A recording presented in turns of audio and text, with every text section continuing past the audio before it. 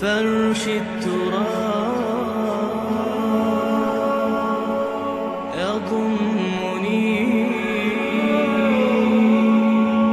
وهو غطاء. آپ کے اپنے خاندان سے تھی جو اہلیہ تھی سارہ رضی اللہ تعالی عنہ، بانجھ نہیں ہے، اولاد نہیں ہوئی، اللہ کی مرضی. بہرحال حضرت ابراہیم کے ساتھ ہجرت کرنے والوں میں حضرت سارہ بھی تھی آپ کی اہلیہ، حضرت لوط بھی تھے آپ کے بھتیجے، اور حضرت لوط کی اہلیہ بھی تھی. یہ اہلیہ جو ہے لوط کی، یہ مومنہ تھی، یہ ساتھ انہوں نے ہجرت کی.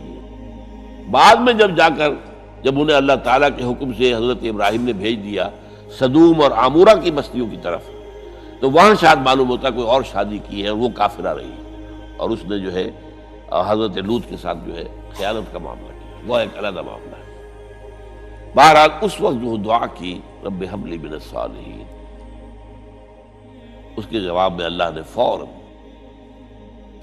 ہم نے اسے ایک غلامن فبشرناہ بغلام حلیم، ہم نے انہیں بشارت دے دی ایک بہت ہی بردبار حلیم الطبع متحمل مزاج بیٹے کی. یہ اسماعیل کی تعریف ہے. نوٹ کر لیجیے گا، دوسرے بیٹے ہوئے حضرت سارہ کے بعد میں، ان کو کہا گیا ہے غلام علیم عالم. حضرت اسماعیل کے لیے کہا گیا ہے غلام حلیم، بہت بڑے حلیم متحمل مزاج، بہت بادشاہ. اس کا بھی تھوڑی سی داستان بیان کر دوں. حضرت سارہ کہاں کے یہاں اولاد نہیں تھی. حضرت ابراہیم ہجرت کر کے آئے تھے، کہاں سے پیدا کہاں ہوئے تھے؟ شہر ار، یہ جو عراق کا اس وقت کا سب سے بڑا شہر تھا، صدر مقام تھا، وہاں پیدا ہوئے تھے. وہاں سے ہجرت کر کے کہاں آئے؟ شام میں علاقہ، خاص طور پر فلسطین کا جو ہے کنعان، یہاں آ کر آپ نے ڈیرا اپنا جما لیا. اور اس کے قریب میں ہی دو بستیاں تھیں جہاں پر کہ وہ سوڈومی والا معاملہ جو ہے آپ کو معلوم ہے، بدترین جو ہے گندگی تھی ان کے اندر، جہاں حضرت لوط علیہ السلام کو بھیجا.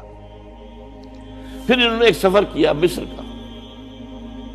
اس کی وجہ بھی سمجھ لیجئے، مصر میں اس وقت جو خاندان حکمران تھا وہ عرب تھا اصلا، وہ مصری نہیں تھے، وہ فرائضہ نہیں تھے، وہ مصر کے تھے.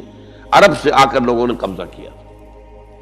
تو حضرت ابراہیم وہاں گئے، وہاں ان کی بڑی پذیرائی ہوئی. ایک حادثہ سا بھی ہوا کہ یہ اندیشہ تھا کہ کہیں حضرت سارہ بہت خوبصورت تھی، تو کوئی بادشاہ جو ہے، وہ بادشاہوں کے اپنے انداز ہوتے ہیں، تو کوئی جو ہے کوئی غلط حرکت نہ کرے. تو کہا کہ سارہ سے کہا کہ میں جب یہ مجھ سے پوچھے گا یہ کون ہے تو میں کہہ دوں گا میری بہن ہے.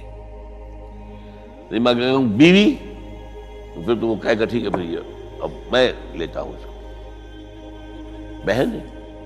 بہرحال اس میں جو بھی ہوا، اللہ تعالیٰ نے حضرت سارہ کی عزت بھی بچائی. وہ معجزہ دیکھا حضرت ابراہیم کی طرف سے جو اللہ نے پیش کیا، جیسے حضرت سارہ کو مصر کے بادشاہ کی اس غلط نیت سے بچائے رکھا. پھر اس شخص نے جو ہے اپنی بیٹی ہاجرہ یہ خدمت میں پیش کی. یہ ہاجرہ کنیز نہیں تھی، یہ اصل میں یہودیوں نے مشہور کر دیا ہے. یہودی کہتے ہیں کہ اصل بیوی تو تھی حضرت سارہ، اور سارہ کے ہاں اولاد بعد میں ہوئی ہے، وہ ہے اسحاق کے بیٹے ہیں یعقوب کی اولاد ہم ہیں. تو اصل تو ابراہیم کی اولاد ہم ہیں. ہاجرہ جو ہے تو کنیز تھی، لوڈی تھی، لہذا اس کی وہ عزت ہی نہیں. اسماعیل تو وہ عزت ہی نہیں، اسماعیل کا وہ مقام ہی نہیں. یہ یہودیوں کا قول ہے. لیکن وہ اصل میں کنیز نہیں تھی، وہ بیٹی تھی، شہزادی تھی. بلکہ تاریخ نے اپنے آپ کو پھر دہرایا ہے کئی ہزار سال بعد. حضور نے صلح حدیبیہ کے بعد جب خطوط لکھے ہیں دعوتی بادشاہوں کے نام، شہنشاہ ایران، شہنشاہ روم، مقوقس مصر، نجاشی حبشہ، خطوط لکھے، تو مقوقس جو ایک طرح کا بادشاہ تھا، پیٹریارک تھا، جو الیگزینڈریا کا، اس نے اکرام کیا حضور کے جو سفیر تھا، ان کا بڑی عزت کی، احترام کیا. اور پھر حضور کی خدمت میں دو جو ہے خواتین کو بھی بھیجا. اب اس زمانے میں یہی رواج دنیا کے اندر چلتے تھے. اور یہ گھوڑا بھیجا، دلدل، وہ جو حضور صلی اللہ علیہ وسلم کا بہترین گھوڑا تھا. تو انہی میں سے ایک کنیز جو ہے ان سے حضور نے نکاح کیا، ماریہ قبطیہ. اور ماریہ قبطیہ سے اللہ نے اولاد دی حضور کو عمر کے آخری درجے میں. حضرت ابراہیم نام رکھا ان کا. نوٹ کیجیے، سائیکل مکمل ہو رہا ہے. ابراہیم گئے تھے مصر، وہاں سے ہاجرہ آئی اور اس سے اسماعیل ہوئے، اسماعیل سے یہ ساری نسل چلی، محمد پیدا ہوئے. محمد کے نکاح میں پھر مصر سے آئی ہوئی ایک خاتون آئی ہے ماریہ قبطیہ، ان سے جو پیدا ہوئے ان کا نام ابراہیم رکھا. تو یہ گویا کہ یہ ایک عجیب سائیکل ہے. بہرحال لیکن جب حضرت سارہ نے دیکھا کہ میرے ہاں تو اولاد نہیں ہو رہی، تو حضرت ابراہیم سے کہا کہ میں آپ ہاجرہ کے ساتھ آپ جو ہے ذر و شوکت کا معاملہ قائم کر لیجئے، تو اللہ آپ کو ان کے ذریعے سے اولاد دے دے. مجھے تو امید نہیں ہے کہ میرے ہاں اولاد ہو. تو اس پر حضرت ابراہیم نے ان کے ساتھ وہ رشتہ قائم کیا اور اللہ نے اسماعیل جیسا بیٹا دے دیا. اب اللہ تعالیٰ نے حکم دیا ہاجرہ اور اپنے اس بیٹے کو لے جاؤ اور جاؤ وہاں بواد غیر ذی زرع، جاؤ وہاں حجاز کی اس وادی کے اندر، وادی غیر ذی زرع، وہاں ان کو چھوڑ دو. اب یہ امتحان دیکھیے، توکل کا امتحان. حضرت ابراہیم لے آئے، کوئی متنفس نہیں، کوئی گھاس تک پیدا نہیں ہو رہی. کوئی درخت کا ہونا تو اور بڑی بات ہے کہ کھجور کا درخت ہو یا کوئی اور درخت نہیں. پانی نہیں، پانی کا ایک مشکیزہ تھا ابراہیم کے پاس، وہ چھوڑ دیا. کچھ کھجوریں تھیں وہ دے دی اور چلے. حاجرہ پوچھتی ہے ہمیں کس کے بعد سارے چھوڑ کے جا رہے ہیں؟ کہنے لگے اللہ کے. یہ ہے توکل، اللہ کا حکم ہے. دعائیں مانگ مانگ کر رب ہب لی من الصالحین فبشرناہ بغلام حلیم.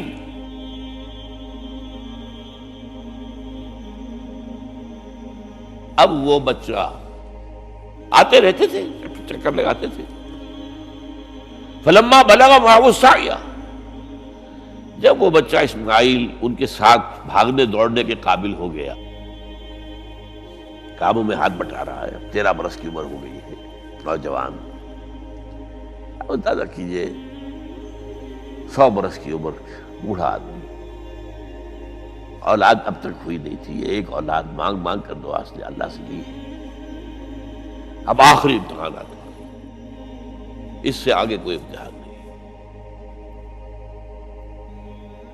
اس بوڑھے شخص کی نخل تمنا ہری ہو رہی تھی اپنے بیٹے کو دیکھ کر.